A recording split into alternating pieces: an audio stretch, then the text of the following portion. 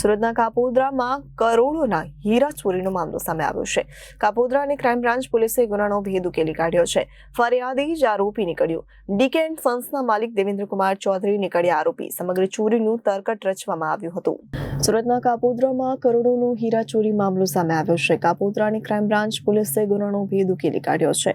ફરિયાદી જ આરોપી નીકળ્યો. ડીકે એન્ડ સન્સના માલિક દેવેન્દ્રકુમાર ચૌધરી નીકળ્યા આરોપી. સમગ્ર ચોરીનું તરકટ રચવામાં આવ્યું હતું. કંપનીના માલિક પર 30 કરોડ રૂપિયાનું દેવું થઈ ગયું હતું. ત્યારે આ દેવું ભરપાઈ કરવા વીમો પગાવવા માટે આ તરકટ રચ્યું.